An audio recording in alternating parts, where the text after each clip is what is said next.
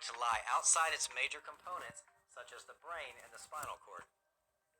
This system is known as the peripheral nervous system and is subdivided into two smaller systems, the somatic system and the autonomic nervous system. The somatic nervous system is responsible for carrying motor and sensory information both to and from the central nervous system. This system is made up of nerves that connect to the skin, sensory organs, and all skeletal muscles. The somatic system is also responsible for nearly all voluntary muscle movements, as well as for processing sensory information that arrives via external stimuli including hearing, touch, and sight.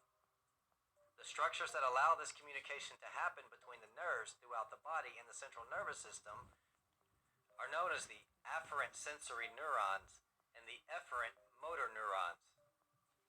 Now, afferent simply means conducting inward, and efferent means conducting outward.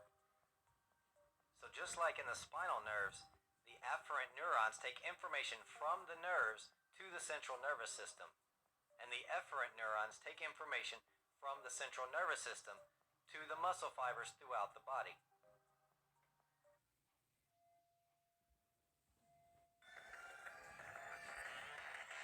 The autonomic nervous system is further divided into the sympathetic nervous system and the parasympathetic nervous system. The sympathetic nervous system is vital to our survival. Have you ever heard of the fight or flight response to danger? The sympathetic nervous system revs up the body when confronted with imminent danger to either defend yourself or to escape the threat. The parasympathetic nervous system is the counterbalance to the sympathetic response to danger, whether real or imagined. Once the threat is gone, the parasympathetic brings all the systems of the body back to normal. Now at this point, you should have a basic understanding of the nervous system, but let's do a quick recap.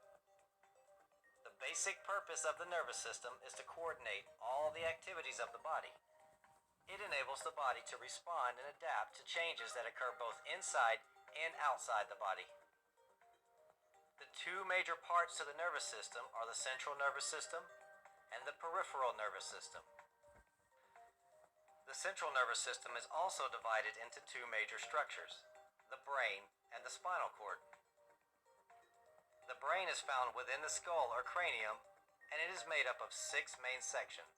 These 6 sections are the cerebrum, cerebellum, diencephalon, the midbrain, pons, and the medulla oblongata. The other half of the central nervous system is the spinal cord. And the spinal cord is the link between the brain and the nerves and the rest of your body. The spinal cord is divided into 4 different regions: the cervical, thoracic, lumbar, and afferent and efferent spinal nerves, which merge to form the peripheral nerves. Now that we know the brain and spinal cord primarily make up the central nervous system, let's look at the peripheral nervous system. The peripheral nervous system is essentially the nervous system outside of the brain and spinal cord.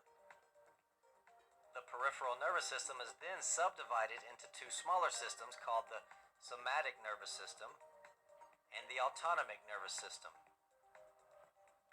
So, as you can see, the nervous system is quite complex.